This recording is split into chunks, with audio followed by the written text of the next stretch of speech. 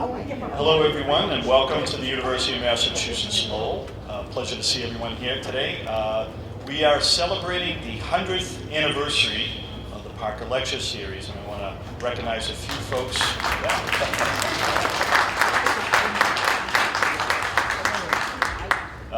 It is something amazing when you think about a business or an agency or institution lasting over 100 years. So I want to welcome and acknowledge a few folks. We have from the Parker Lecture Series Executive Trustees Board, John Carson, and the Lecture Series Executive Director, Paul Lappin.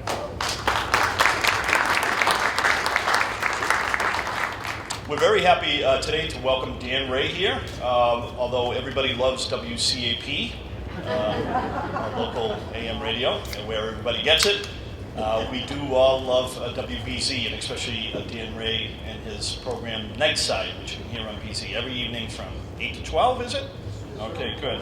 So Nightside focuses on a wide range of social, political, economic issues, and Dan talks about Nightside being America's back porch, a place where everybody and anyone can call in, share their thoughts and ideas in a very convivial and congenial and respectful manner, and that's what we love about Dan and WBZ. Now, Dan has spent 31 years previously as an on-air television reporter at WBZ TV, the CBS affiliate in Boston. And while he was working there, he received 2 regional Emmys and 9 regional Emmy nominations. So it's quite an accomplishment.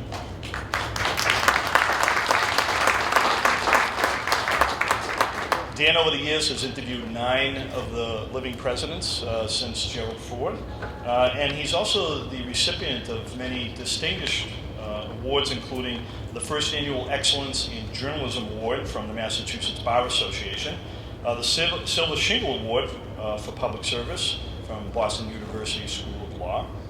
And in 2010, Dan was honored with the prestigious Yankee Quill Award by the Academy of New England Journalists and the New England Society of Newspaper Editors.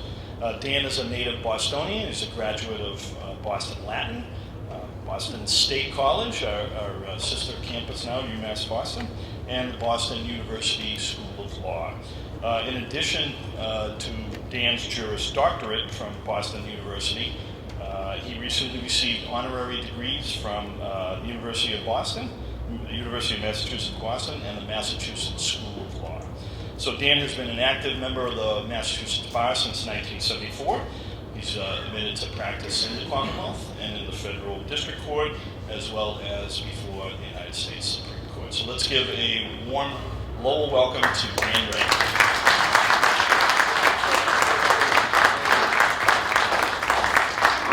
Professor, thank you very much. Great to be here at Lowell. You kind of hit a little bit of my speech there because I played baseball against Lowell State way back when I was a student at Boston State College, which now, as I'm sure all of you know, is UMass Boston. Both of my children, my son, who's now the general manager of the Pawtucket Red Sox. If any of you are baseball fans, and I hope you all are, I know it's on the other side of Boston, but it's a great trip down to Pawtucket and see the Paw Sox, the AAA affiliate of the Red Sox, play. Both my son and my daughter, Catherine, they could not get into Boston State College, sadly. They had to go to Harvard. And when I tell them that joke, they always get very upset with me. My daughter will be beginning her education, or continuing her education at Harvard Business School. So, as I say, I am very proud of Boston State College, and I'm very proud of Lowell, now UMass Lowell. I love Lowell. I've been up here many times.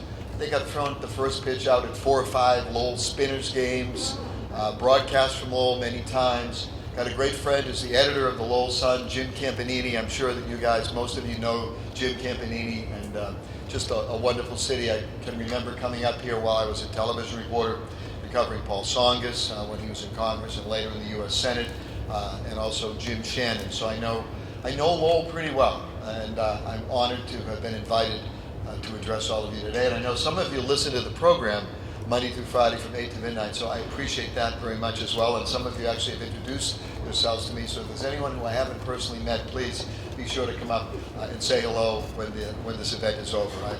I've got plenty of time, that's for sure.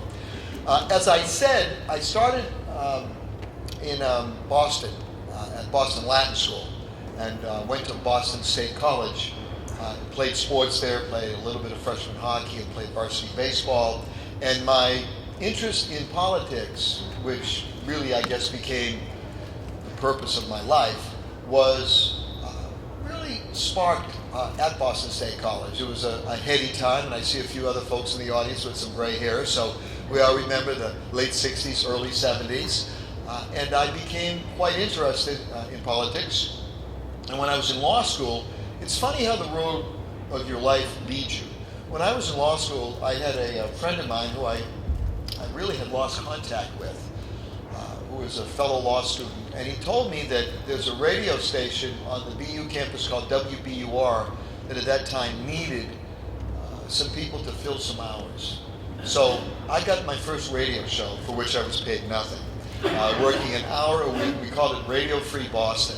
There was one phone line, so when you finished the call of the person you're talking with, you had to wait for the phone to ring doing a talk show. I did that for an hour a week. It was great training. And then from there, I had heard about it when I was still in law school. I heard about a job opening at WBZ Radio. Now, in this day and age, to get a job at WBZ Radio, you have to begin in the boondocks somewhere and eventually get to WBZ Radio. So I was able to walk into WBZ Radio, audition for a Saturday night job. I spent 2 or 3 years in my 20s, in my mid-20s, I was in law school, doing a radio show on Saturday nights. Brought a lot of dates. It was exciting dates for them. They got to see a radio show. Anyway, it was exciting for me. Then WBZ TV found out, hey, this kid who's doing this radio show is actually a lawyer. So they invited me to come over and try out for TV.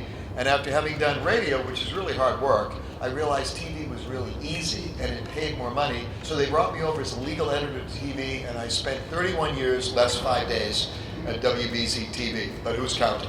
The stories that I won Emmys for were very important stories, but the more important stories that I didn't win Emmys for, and some of you might remember, I actually put some people in jail. My stories put some people in jail, but more importantly, my stories actually it was a 15-year effort to get 4 men out of prison who had been wrongfully convicted for murder. This was the Salvati Lamoni case.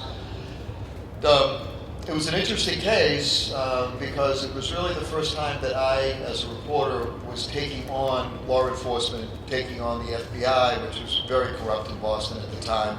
If you know the details of the story, great. I'm not going to bore you with the details. Suffice to say, it took, along with the work of his lawyer on this case, 4 years for us to get this fellow's sentence commuted. He was truly innocent, not guilty. And as a lawyer, you have to understand, when a verdict comes back, it never comes back as innocent. It comes back as not guilty. Doesn't mean the person is innocent of the crime. It means the government failed to prove beyond a reasonable doubt all the elements of the crime for which the individual was charged. In this case, these 4 men were truly innocent. They were as involved in the murder that was in question as any of you in the audience. You could have picked 4 people in the audience, and you would have been equally guilty of the murder. It took another 4 years for the Justice Department to actually find the documents that proved that the FBI, way back in the 1960s, knew they were putting innocent men in prison for a crime that they had not committed. Then it took 7 years in federal court for them to sue the federal government and win $116 million. That was my last day on television. I felt I couldn't top that story on TV. Sadly, at about that time, a great native of Lowell, the great Paul Sullivan, who of course wrote for the Lowell Sun for many years, which he always used to say is the greatest newspaper on the face of the earth, was dealing with a battle with cancer. And I did some substituting for Paul on radio, and when Paul passed, I inherited the chair that he occupied and the chair that David Brudnoy had occupied before him. So, in effect, this long journey, which brought me back to WBZ Radio in Nightside, really began at WBZ on some Saturday nights in the mid-1970s. As Professor Ali mentioned, the program that I do, we try to make it a little different. And the reason we try to make it a little different, when I first started the program, I told my bosses at WBZ that I was not as smart as David Brudnoy, nor as funny as Paul Sullivan. And I would try to be somewhere in the middle. But what I decided to do with the show, which I think is really important, it's going to be the theme of my talk today, is I try to do a program to which everybody is welcome. All points of view are welcome. Now, there are some points of view on the extreme right and the extreme left that really aren't welcome, to be honest with you, okay? But the vast majority of people, you know the old bell curve, right? Everybody learned that in statistics in college. 3% over here and the 3% over there. Maybe it's 1% over here and 1% over there. There are some people who I've kicked off the show. Simple as that, because their viewpoints were so extreme, I don't think they added anything to the conversation. However, on my program, I really pride myself on trying to invite and encourage more people. Now, part of it is out of a self-interest, because I don't want my show to be simply an echo chamber. And that's what I think is the problem that we have right now as a country.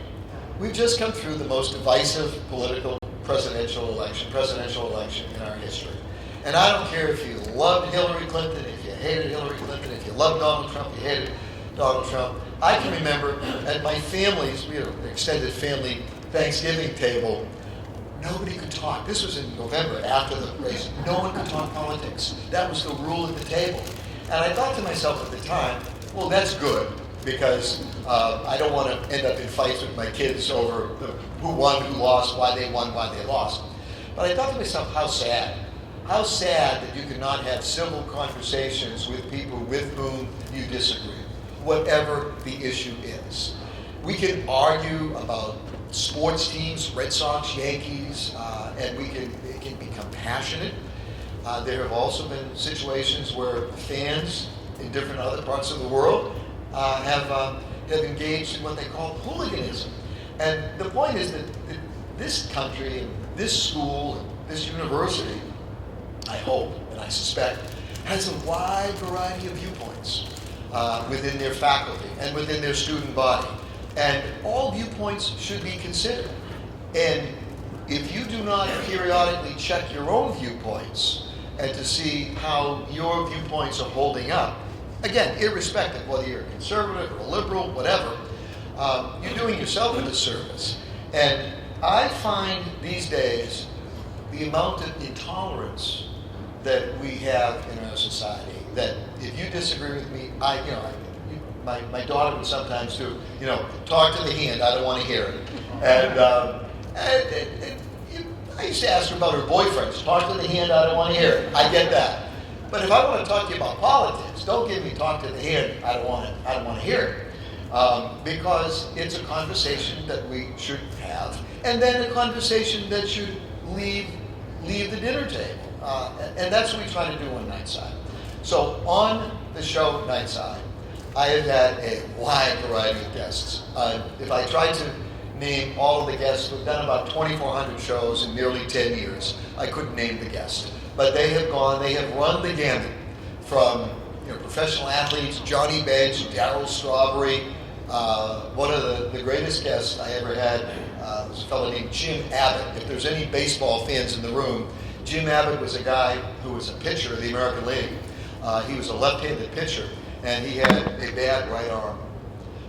And so he had to throw the ball, and very quickly after he threw the ball, pull the glove, which out of here, and then field right. He was a baseball star at the University of Michigan, one of the most interesting people you could ever meet, or you could ever talk to. But, of course, a lot of different politicians.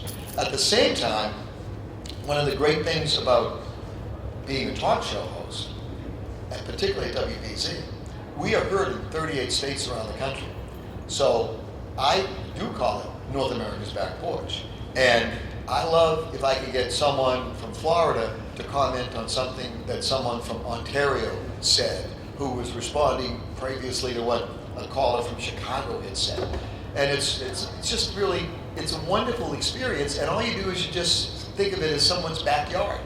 And it is, those of you who have lived in a community where there's a back porch where everybody gathers at night and you have friendly conversation.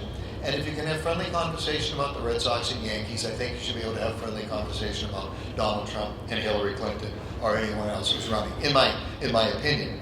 Now, one of the things that I have been able to do, not only in television, but also in radio, is occasionally use the bully pulpit of the microphone that I'm so fortunate to have. So, for example, on TV, as I said, put some people in prison because of the stories that we did, but more importantly, got some innocent men out of prison. Didn't always work out. As a matter of fact, there was one guy who, for several years, I did stories for to try to get him out of prison because I believe that he was absolutely, truly innocent of a murder for which he was convicted. I was unsuccessful. I was successful in the Salvati case, but I wasn't successful in the Fred Weitzel case. 2 days ago, a Superior Court judge here in Massachusetts, after 36 years in prison for a guy who I also felt was innocent, he ordered a new trial for a guy named Fred Weitzel, who has served, in my opinion, 36 years for a murder that he was absolutely framed for and was not only was not guilty, but was genuinely innocent. More importantly, the gentleman sitting in the front row here has become a friend of mine, George Frascarelli. 3-4 years ago, I heard a story about George's wife. George has just a wonderful wife, Julie Frascarelli, who family's become great friends of ours. And Julie is an at-home nurse and has been an at-home nurse for 35 years. She cared and still cares for a little boy whose name is Levon Toppy. He neither can see nor speak, and he has a feeding tube. He's now probably, I'm guessing, George, 15 years old. And I saw a story that the I-Team at WBZ did about Julie. She had been a nurse at that time for about 30 years. And I don't know if there are any nurses in the audience, but the Board of Registered Nurses, every 2 years, you have to just simply renew your license. There's no requirement of continuing education or anything like that. Just like lawyers. Okay? I'm a lawyer, so every year I have to renew my license. I don't have to take extra courses, thank God, or anything like that, but I get to keep my ticket, as we say. But I get a 45-day grace period, so if I fail to renew my ticket on March 1st, I have until April 15th to renew that ticket. Well, Julie missed by about 6 weeks, about 45 days. And I think the year was, I'm guessing, George, 2012. And Julie renewed her nursing license after about 45 days, 6 weeks or so. And she paid a late fee of $57, which was very reasonable. A few months later, the Patrick administration, in their infinite wisdom, decided to garnish her wages for all of the 6 weeks or so that she was, quote unquote, unlicensed. It was $10,505.29. And I remembered I had some conversations with some of the people in the Patrick administration that I knew. And all of a sudden I was back in my role as a reporter, not so much as a talk show host. And this one guy said to me, well, the mistake she made, I said, tell me, what was the mistake she made? Going to the media. I said, you sound like Richard Nixon. I mean, come on, what are you doing here? Well, it took us months, as well as the intercession of the House Speaker Bob DeLeo.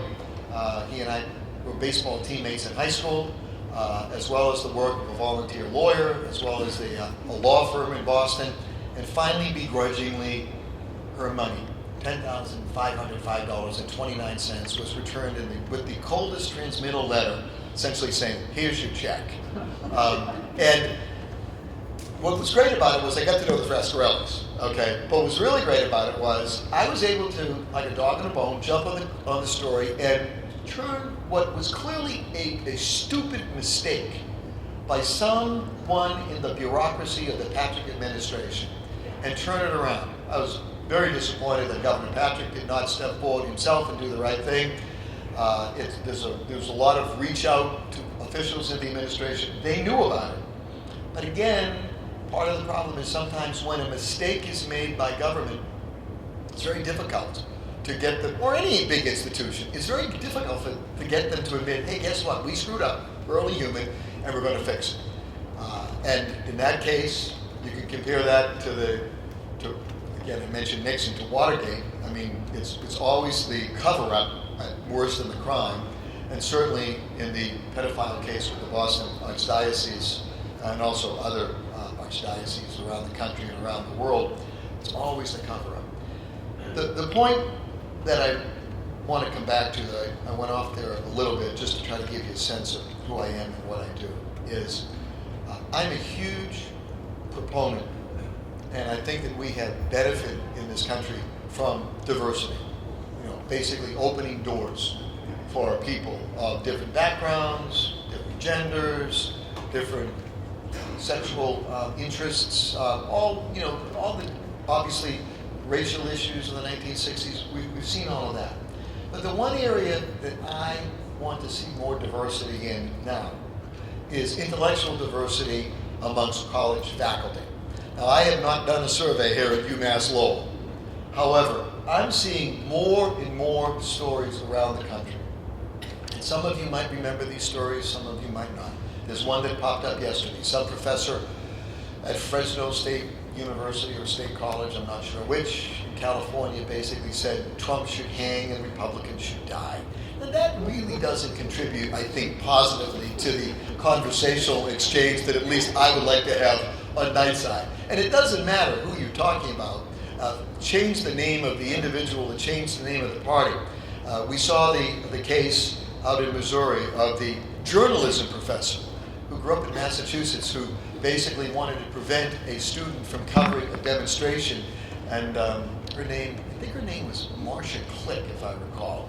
And she basically was looking for some people to give some muscle to get the journalist out of this. This was a journalism professor trying to stop a journalism student from covering an event on the University of Missouri campus. We see what happened to the Yale professors. We see what happened up at Middlebury College just a couple of weeks ago. We saw what happened at NYU. And the problem that we have on colleges today is there is a lack of opportunity for different points of view. Now, I know that in subjects like mathematics, 1 and 1 will always make 2. I didn't do really well in math, but I remember that. And 2 and 2 will always make 4. But when you get into the social sciences, when you get into history, when you get into any of these subjects, sociology, etc., it seems to me, political science, there needs to be room for disagreement and conversation. I mean, one of the things that I learned in law school was that I didn't have all the answers. I now know I still don't have all the answers. I don't even have all the questions. But in my opinion, we will all be better served if there is more philosophical diversity at these institutions, particularly institutions of higher learning. And that so many kids, sadly today, are being, you send the kid to college and they come out 4 years later and they've never been challenged. And I think it was the president of the University of Chicago that sent a letter to the incoming freshman class last September, which basically said to the University of Chicago students, and by the way, University of Chicago, one of the best, it's almost as good as UMass Lowell, let me put it like that, okay? Just to give you some context on it, it's a really good school. And the president said, look, there are no safe spaces on this campus. There are no safe places on this campus. Safe places and safe spaces, physically, yes. But be prepared to have your points of view challenged and be willing to express your points of view in an academic setting that is sort of a petri dish for ideas. Now, because I'm not smart enough to be a college professor, and I'm only smart enough to be a talk show host in radio, we do that every 5 nights of the week, Monday through Friday. Basically, we encourage all different points of view. I had a great guest on last night, and again, I don't know if any of you listened, but I had Judge Isaac Bornstein. He's a former Superior Court judge. He escaped from Cuba as a little boy at the age of 11. But Isaac is a liberal. I mean, I'm conservative, he's liberal. And as I mentioned last night, if if the voters of Massachusetts ever made the mistake of putting me in the U.S. Senate, which they won't, I would have voted to confirm Isaac because of his academic rigor, because of his analytical skills, because of his legal scholarship. Doesn't matter whether I agree or disagree with him on the issues. So we were talking a little bit about the Gorsuch nomination, obviously, last night. And it's guests like that that challenge me every night, because it forces me to think, what are they saying? And if they're saying something that's different from me, are they right or am I right? Are they wrong or am I wrong? It's continuing reassessing what you believe in, and obviously over time, maybe being willing, being open-minded enough to change your opinion on some subject or subjects. In a word, too many Americans on the left and the right live in an echo chamber. They associate only with people who they agree with. They watch cable newscasts, whether it's on the right or on the left, of people they only agree with. They only want reinforcement of whatever point of view they have. So if they're conservatives, they want to watch Fox. They're liberals, they want to watch CNN or MSNBC. They want that reinforcement. They want to be in that echo chamber. And if they do watch, if they make the mistake of putting on the other channel by mistake, they'll stay there for 15 seconds and they won't listen to a complete thought, but oh yeah, those people, that's why I don't like them, for whatever reason. And that's dangerous for us as a country, because we now, again, we used to be a country where Democrats and Republicans, they were closer together. The stories of Ronald Reagan and Tip O'Neill fighting during the day and then having a drink at the White House at night, those days are gone. The days of some of the more moderate Republicans, particularly here from Massachusetts, they are extinct within the Republican Party. I mean, the Ed Brooks, the Nelson Rockefellers, the Governor Bill Scrantons of Pennsylvania, they're extinct. The same way as the Henry Jacksons, the Joe Lieberman. I mean, Joe Lieberman ran for vice president of the United States as Al Gore's running mate in 2000. He left the Democratic Party. This guy was the vice presidential nominee. It seems to me that both parties should broaden their approach and not now with all the political consultants, find your fives. What they'll do is they'll call you, they'll find out if you're a Republican or Democrat, if you're a liberal or conservative, and how strong are you? Are you a weak? Are you a 1? Or are you a 5? Or a 4? If you're a 5 or a 4, they're going to make sure they drive you to the polls on election day. Because for both parties, it has become much more of a game. It's who wins. It doesn't matter how we win, it's who wins. And sometimes it's almost better in life to lose gracefully and then come back to fight another day. And this is what, if there's one message I want to leave with you, you don't have to win every election. I mean, the Republicans should realize that the world did not fall apart when Barack Obama was in the White House for 8 years. There were things that I'm sure he did that they disagreed with. And the same way, I think we will survive Donald Trump.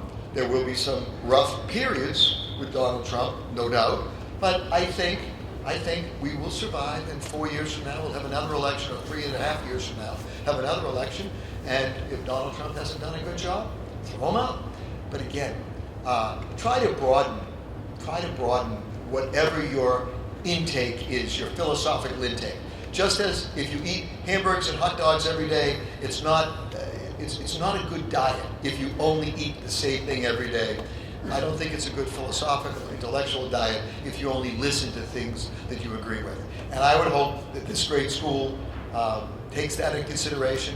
You don't need a litmus test for professors when they come in. That shouldn't be. But I do think there should be an affirmative outreach at every university around the country to make everyone realize that the wide philosophical breadth of conservatives and liberals that have served this country well for 240 years should be encouraged, and we do not want all of us to all of a sudden try to become so marginalized that I'm this and I hate you and you're that and you hate me and I'm not a real American and you're disloyal or whatever.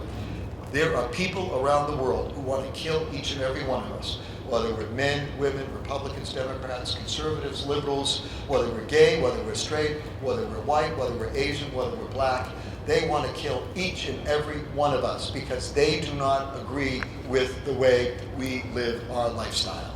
And that is a danger to each and every one of us. And as Lincoln said, house divided against itself cannot stand. We are more divided today than we ever have been in our life. So what I would ask you to do, before we go to questions, is at some point in the next few days, maybe over the weekend, whether you celebrate Passover or Easter, find a friend of yours who you know you disagree with politically and go up and give them a handshake and say, hey, let's have a friendly chat about what do you really think about Donald Trump? Or, isn't it a shame that Hillary wasn't elected president? And keep it as civil as you can, and who knows, maybe that will break the ice, at least for you and someone else. So that's my message today. No more echo chambers. Let's come back to where America once was. Thank you so much. We'll take a few questions. First hand up is in the back. Yes, sir. It's my opinion that part of the reason we have the situation right now is that people are decided that government is the answer. It used to be pretty much the Democrats, and now the Republicans are the same way. It's a problem. If you don't like the answer, then sue somebody.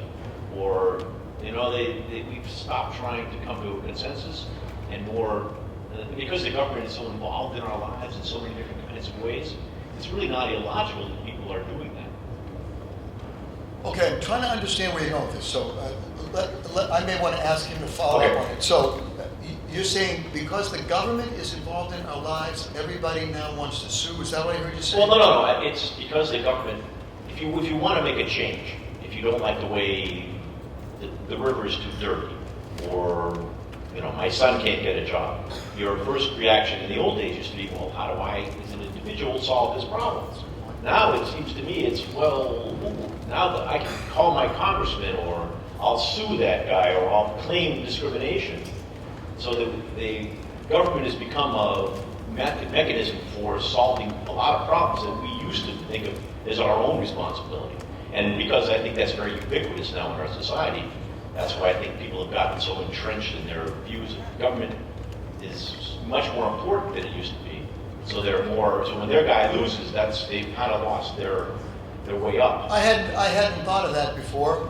It's an interesting observation. I don't know if anyone else wants to react to it. I would say that the government certainly has a role.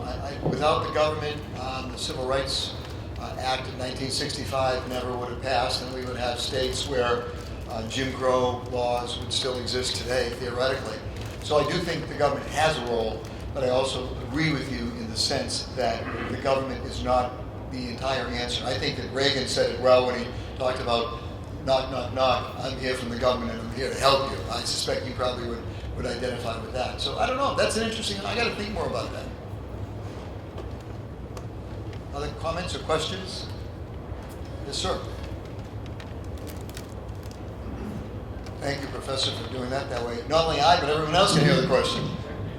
You spoke about the media, CNN, MSNBC, and Fox, bias on either side. What responsibilities should CBS, NBC, ABC, who are broadcast over the airwaves, are they advocating their responsibility to us by just giving us the news instead of feeling like they're tainted too? Well, I think that the so-called mainstream media, I was a reporter for 31 years, and the highest compliment that anyone would ever pay to me is if they would come up to me and meet me in the street and say, gee, I've watched Channel 4 now for 15 years, 20 years, 30 years, and I don't understand what your politics are. For me, reporters have an obligation to basically tell it straight and tell it like it is. The arrival of cable news networks and the popularity of cable news networks has obviously cut into the profits of the mainstream media, ABC, NBC, and CBS. And there's a great temptation within those companies to get a little more edgy. I can remember in the newsroom when one of my news directors said, I want a little more POV in your stories. And I said, you want a little more POV? He said, yeah, POV, point of view. I said, well, Look, if I'm doing an advocacy journalism story, for example, on behalf of people who I think are truly innocent, and I discover information which tends to prove their innocence, that's my point of view. But if I'm covering a speech that Ted Kennedy or John Kerry or Governor Wells was giving, my point of view doesn't belong in that story. My point of view, my obligation is to be there and report on what was said by that individual who were covering that day. So I think that the lines get blurred. I mean, if the lines are getting blurred between news and commentary, and that's really the problem. I know the networks now have started to correct Donald Trump. Donald Trump said today X. Well, in fact, Donald Trump was wrong. I think that you can be a little more subtle than that, and you don't have to have your network anchor saying there, well, the president today said the sun rises in the west and sets in the east. But of course, we all know that's wrong. The sun rises in the east, sets in the west. I think you can say that's what the president said today. We have our science reporter now to take a look at that statement and present it as a story. Well, this is the sun rising, and this. Do you know what I'm saying? I mean, that's. I do. I find it very difficult to know what's true and not true when I do the news. I do believe the local news does much better than the national news. Well, the local news, for the most part, are dealing with stories that you're more familiar with. And when you start to get into, questions about Syria and who's on what side and who's backing what faction, I follow it very closely. It's complicated for me. And I've gone back and forth in my mind the other day in terms of what Trump did with the missile barrage. I happen to think he did the right thing. At the same time, then you hear a story that did was Assad the guy that gassed these people? Now, I'm convinced they are. My military is telling me they saw the planes or they were able to monitor the planes taking off. I don't know that some rebel group would have the delivery system of that sort of gas that was sarin gas that was used from the air. So we all have to sort of make decisions. And the thing about the cruise missile attack or the Tomahawk missile attack the other night that was interesting is I heard a couple of commentators. I think Larry O'Donnell on MSNBC, and I knew Larry's dad, who was a lawyer for many years. He said, I think if I'm correct, he said yesterday that this was really a setup. Putin convinced his pal Assad to gas these people so that then Trump would have the opportunity to fire missiles at Assad, who Putin really supports, and that would convince people that maybe Trump and Putin weren't that close. It was the most bizarre analysis, and he was presenting it as, well, this has to be what happened. And if you're an average person listening to that, you're saying, your head's spinning. And also the news that they say the United States did it. The Russians say we set the whole thing up so we get bombed. Well, that's true. And then there was also some. How are we doing here? There was also some criticism. I heard someone criticized. I forget which network it was on. Criticized Trump for. Is that working? Can you hear me back there? I can speak loud. Some of the networks were criticizing Trump for alerting the Russians. Now, if you know there are Russian personnel at this base and you're going to hit him and you're going to take some people out, I think it's a huge mistake if you don't tell the Russians, hey, guess what? There's going to be some fireworks tonight. You may want to move your people off base. But there was some criticism of that. So I think that's unfair because if Trump did that and killed some Russians, and all of a sudden we could really be in World War III. Literally. Did we lose the mic? We're okay? I'm not hearing much here. Okay, is this okay? Fair enough? Okay. I hope you got that. Whatever he said. Yes, sir, right down front. This is a professor emeritus at UMass Lowell, which the word emeritus in Latin means he made it. Yes, Professor. There are folks that would disagree with your viewpoint, but I would actually like to take you up on your find somebody to chat with about a viewpoint. and let me know if you agree or disagree. All during the campaign, we heard that the Republicans hated Obamacare and that they wanted to get rid of it, replace it, and so on, and the Democrats said, let's keep it. Now, hypothetically, let's assume that President Obama was a Republican. It is my viewpoint that the Republicans would have loved Obamacare and the Democrats would not have. Do you agree or disagree? I tend to agree with you. The brilliance of Obamacare and the dirty little secret of Obamacare, which the Republicans were not smart enough at the time to talk about, is that one of the great beneficiaries of Obamacare were the insurance companies and also Big Pharma. That's why they supported Obamacare. Now, you can draw your conclusion from that. It seems to me that the folks who have the lobbyists on K Street in Washington, and I don't have a lobbyist there, I don't think you do, but the folks who have a lobbyist down on K Street in Washington, they have a lot more influence with what goes on in the country. And if you notice, many of the big-time lobbying firms, they hire Democratic and Republican senators and congressmen once they're turned out of office by the voters or once they voluntarily retire and reach the emeritus status that you have. But it just seems to me that the big financial interests, and I'm going to sound like a liberal when I say this, but that's what I believe, they play it perfectly. They have all bets covered. So it doesn't matter who wins, who loses. It doesn't matter what's passed, what isn't passed. Their interests are protected. And that's one of the reasons I would like to see this being April 15th, I would love to see the income tax rate dramatically simplified. And people would, I think, be much better served, because I think if we simplified the tax rate, and I mean really simplified, maybe have 3 brackets, you can argue over how much, whatever, 30%, 20%, 10%, whatever, and continue to make it graduated so that the people at the top actually do pay more than they're paying now, because you get rid of the deductions. You get the Internal Revenue Code. It's like 200,000 pages. I mean, no one can read it. I don't do my own taxes. I'm fairly smart. I'm a lawyer. I go to my accountant. I say, here, I kept all these stuff. Do it for me. I don't have time. And it has become so complicated that the only people who really benefit from the complex U.S. Internal Revenue Code are the people who work for the Internal Revenue Service and the lobbyists on K Street and the politicians. It has often been said that one of the things that politicians do is they will file a piece of legislation that says they want to take away this deduction, whatever that deduction is.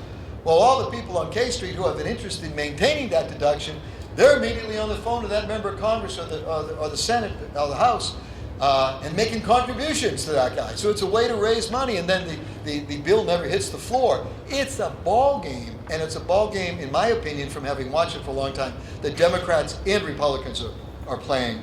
And I think the point you make is well taken, that if the Republicans had come up with Obamacare, they would have defended it. The Democrats would have opposed it. I will also point out one thing, that there's never been a major piece, and I'm sure John Sununu probably mentioned this a couple of weeks ago, a major piece of legislation in the history of this country, other than Obamacare, that had no bipartisan support. You go to the Civil Rights Act, you go to Medicare, you go to any major piece of legislation, you had Republicans and Democrats.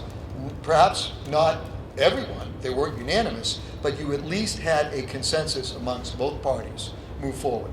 Remember Nancy Pelosi's great comment, we'll have to pass the bill in order to find out what's in it. Jaw-dropping. As long as the right people are taken care of, then we'll find out what's in it. So I'm in agreement with you, essentially. Long answer to a good question, I'm sorry.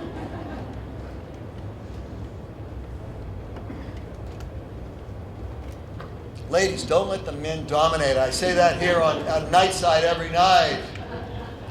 I think Thank you.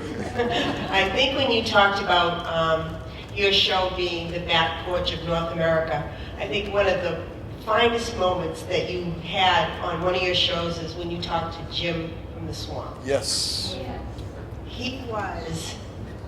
I think he was a scholar in his own right. And you opened up the eyes of myself and some of my friends about people who live an alternative life, and it's some of them, it's for their own choice and why they did it. I think that was a wonderful thing that you did. Well, thank you very much. It doesn't get much more alternative than Jim in the Swamp. For those of you who don't know who Jim in the Swamp is, and sadly he passed away a little less than a year ago, Jim was a 50-year-old guy who was an avid listener of the program, and he basically checked out of society about 10 years ago. He had been a drug addict, an alcoholic, had a pretty messed up life for 40 years. Got his life together, got off the drugs, got off the alcohol, never got off the cigarettes, and called me one night and explained to me that he lived in a swamp. And I wasn't sure if he was putting me on. Make a long story short, I took it upon myself. I said, I'll take you to lunch. I wanted to make sure that he was legitimate. And he lived in a swamp in Rainham. And if any of you are ever thinking of moving to a swamp, here's a little tip. Don't pitch your tent near the edge of the swamp. Go about a mile or two into the swamp because you'll find high ground. Now, you'll have a tough time getting out, so bring a pair of waders with you, don't get me wrong. But if you pitch your tent, Jim taught me this, too close to the edge of the swamp, the high school kids will find the tent and destroy your tent. So if you get in about a mile or two and you set up your tent, Jim had hot water, he had batteries, he was brilliant. He knew more about anything than I ever imagined. And he had a tent. It never got below 62 degrees in the wintertime because of the insulation he had. It was always comfortable. His pet was a white rat. True story, true story. A white rat that he kept in the tent with him like a cat or a dog. And he loved the white rat. I saw the white rat with my own eyes, loved the white rat. One of the first times that Jim called, and it wasn't the first time, but it was fairly close, I had a professor on from Columbia University, one of the most intelligent people in the world. He's a math and physics professor at Columbia. His name is Brian Greene. He does some things on public broadcasting. He explains science. He's a brilliant guy. And Jim in the Swamp was the first caller. And I thought, well, what is Jim in the Swamp going to talk to Brian Greene about? I once asked Professor Greene, I said, tell me the truth. I said, how many people in the world are at your level intellectually? And he's a very shy and a very humble guy. He said, there's a lot. Greene has proven some of Einstein's theories that Einstein couldn't prove, and he's disproven some of the theories that Einstein couldn't prove. So he's considered the Einstein of the 21st century. So he said to me at one point, I said, what are you talking, like 25, 50? Yeah, very cautious. I said, you guys ever get together and have a big meeting of the smart people? And he said, well, we've done a couple of things like that. And I said to him, well, since I got to ask you this question, I said, you're a smart guy. What do you guys think about God? Do you believe in God? He said to me, well, for me, science answers all questions. But about 50% of this group of very, very smart people do believe, which didn't, resolve the question for me, obviously, one way or the other, and we're all going to have to wait to get the question resolved. So Jim calls in, and I put him on with Brian Greene, and I got to explain to Brian, look, this guy's living in a swamp. They were talking about, I don't know, it was applied physics. It was something that was way over my head. And they were going back and forth, and Jim was holding his own in the conversation with Brian Greene about, again, something like applied physics, which, or whatever the issue was. Sad to tell you that we lost Jim in the Swamp. He contracted cancer. He was diagnosed in January. He was dead by May 1st. And the toughest part about his treatment was that periodically he had to go into the hospital for some treatment, but he would always go back to the swamp until he had to go back for more pain meds. And he had a friend from high school who really helped him in his last year of life, his last 6 months of life. And I went down for a second time and had breakfast with Jim in the Swamp. He's continuing to smoke cigarettes, outside the restaurant. We're eating breakfast. He comes in, goes out. Very brilliant guy, very brilliant guy. And the last time out, he asked his friend to, his name was Jack, to care for his pet rat.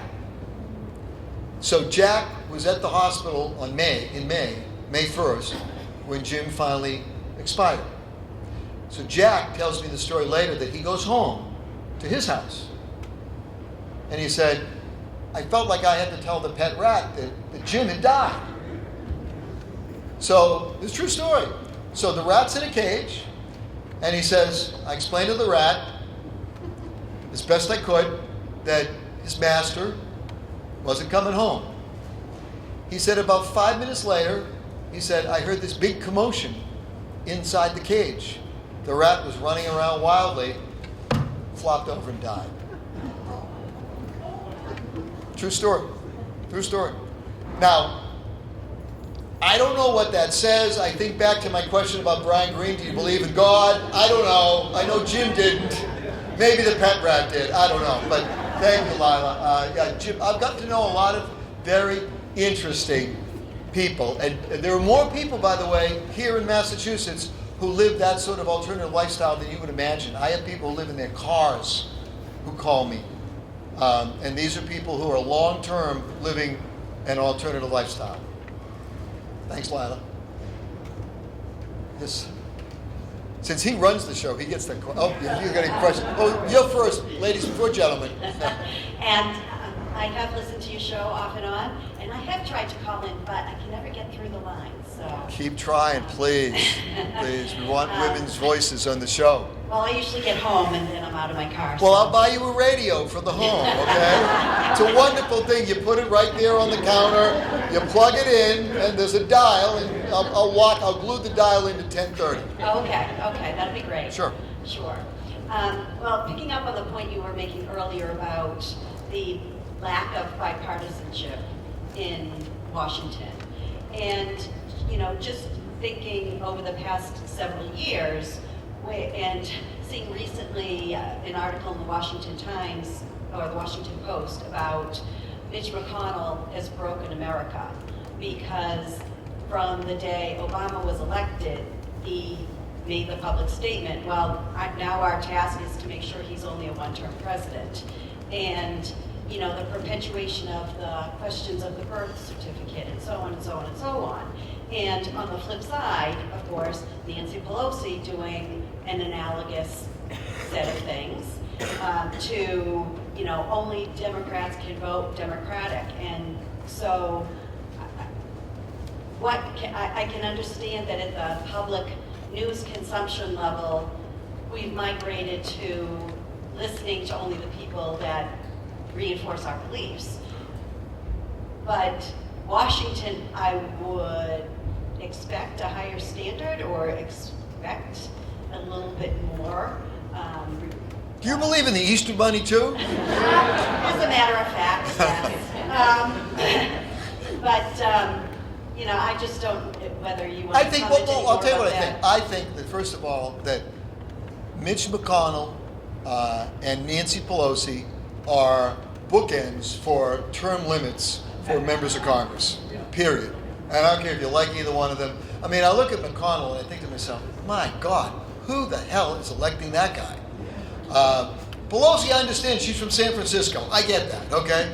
But McConnell, I don't know. And Boehner, too. I mean, the Republicans have had horrific leadership. And I don't know if Ryan is going to be any better. He can't be any worse. And I would like to think that there would be somebody in the Democratic leadership under the age of 60. I mean, if you look at Pelosi, Steny Hoyer, Clyburn, with all due respect to folks, I mean, they're well past emeritus status, Professor, if you know what I'm saying. Yeah, I don't know. I think they got to find better people. I mean, there was a guy from Ohio, Tim Ryan, who ran against Pelosi. Right. And he challenged the sitting speaker. Looked like a pretty normal guy to me. Was a Democrat. I was hoping that they could change some leadership and mix it up almost. I mean, Too many people were afraid.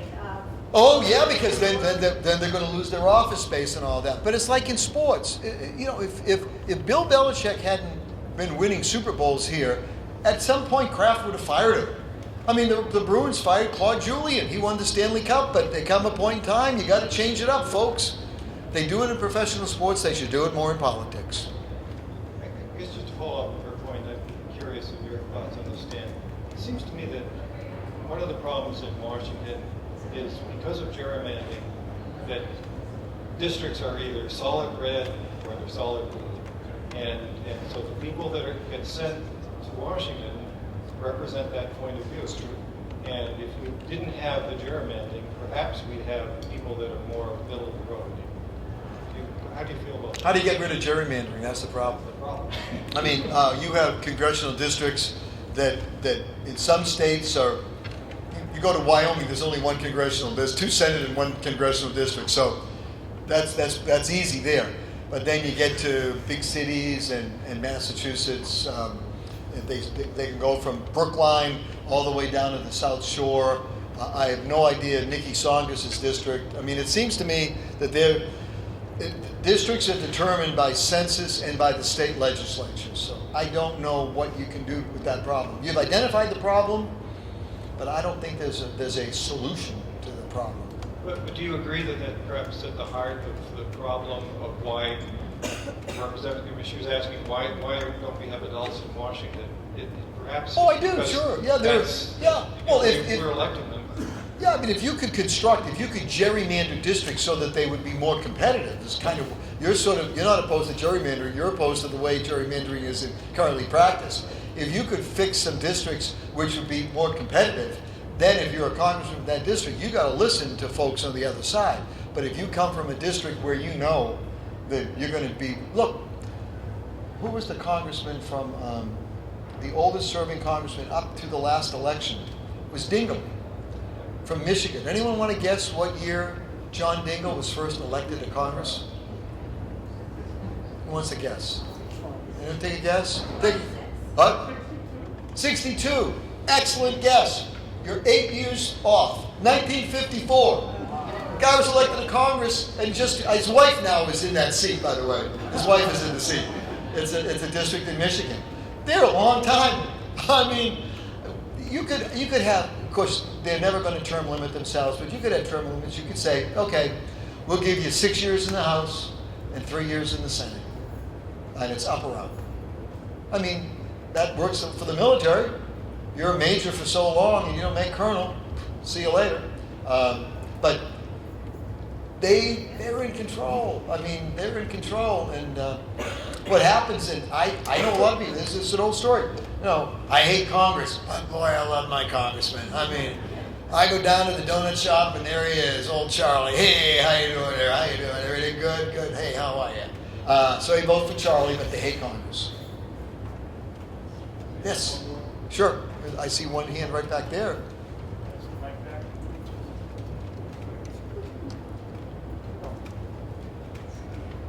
With respect to seeking out other sides, who would you recommend liberals listen to, or newspapers and whatever, in vice versa for conservatives? I would have liberals listen to Fox, and I would have conservatives listen to MSNBC, and I would have everybody. With the internet now, you don't have to subscribe to newspapers, but you want to hit the Globe, the Times, Chicago Tribune, as many different newspapers as you can, and as many different columnists as you can. I mean, there's really good. I could list a whole bunch of people from different points of view. In Boston, the Globe has some great columnists from different points of view.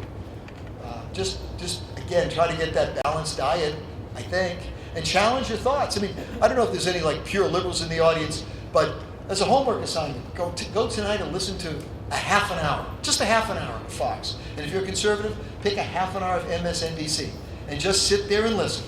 Let it wash over you, okay? And then maybe tomorrow night do another half, or maybe next week do another half hour, just for fun. I go to the gym every day. I haven't been to the gym today.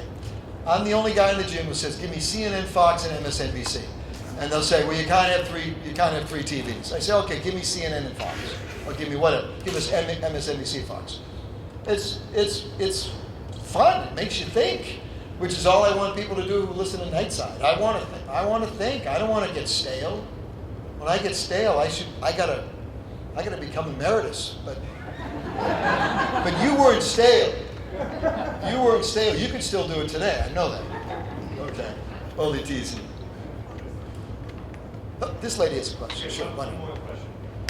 I'm concerned that newspapers Here we go. and media in general are going to disappear in favor of just social media.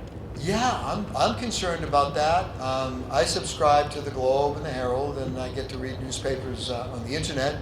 Yeah, I'm really concerned about that. You know, Boston is one of the, and of course Lowell has a good newspaper with the Lowell Sun, under the direction of my pal Jim Campanini. And please tell him I said that, okay? But yeah, I'm really concerned about that. I can remember as a kid in Boston, I think we had 6 newspapers, afternoon papers and all of that. And now we got the internet, which is kind of the wild, wild west. I mean, you got like this crazy guy, Alex Jones, on the far right. You got the loopy people on the far left. And there's no way to discern it. You look at it and say, well, if it's on the internet, it must be true. No. If it's on the internet, it's probably not true. How do you stop that? I certainly don't. Going back to the first question of the gentleman in the black golf shirt there, I don't want the government to come in and stop the internet. And that, I don't want that at all, because then it might be the guy that I like or the girl that I like in office that stops the internet now. But next time there might be somebody who I don't like in office, and that's what we're about as a country, which is why we can't give up this beautiful experiment that now is 240 years and counting. We can't give it up. We got to make sure it's there for our kids. And part of it is to do the sacrifice and listen. Find someone who you disagree with, even if they're a friend, and just say, I know we disagree politically, but let's talk about something maybe we can agree on. Find some little point. It's like when you have a fight with your wife. I mean, at some point, you got to kind of go back and say, okay, let's get up. I have a fight with one of my ongoing arguments, and I'm going to do a story. I'm going to do a show on this some night, and I want a show of hands, and I want an honest show of hands, and I will credit the audience. Okay? You're raising your hand already. But okay.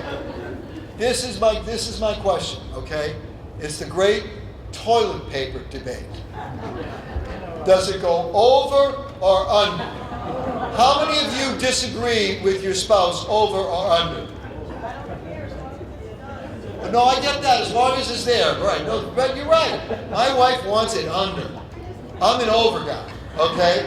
I don't know why. But we will do a story on this, and I will mention UMass Lowell in that regard. I mean, if you could just start there. Anyway, thank you so much. It's been great to be here. And by the way, I also want to thank the Parker Lecture Series and Professor Ali. You guys have been very kind to offer me an honorarium, and you're making a very nice donation to a group called the Shadow Fund, which is the charity of Nightside. It's called the Shadow Fund. It provides veterinary care for people who are having trouble taking care of their companion animals. It's run out of the Massachusetts School of Law by a great friend, Professor Diane Sullivan. She's now Dean Diane Sullivan, and we have helped hundreds of people who really do not have the money to provide veterinary care for their pets. And so thanks very much to the Parker Lecture Series, and thank you, Professor.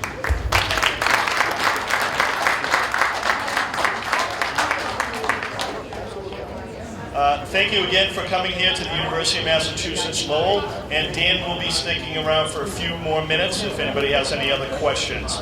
Once again, the Parker Lecture Series will be back with a new set of lectures coming up in the fall and next spring, so I hope to see you again then. Thank you.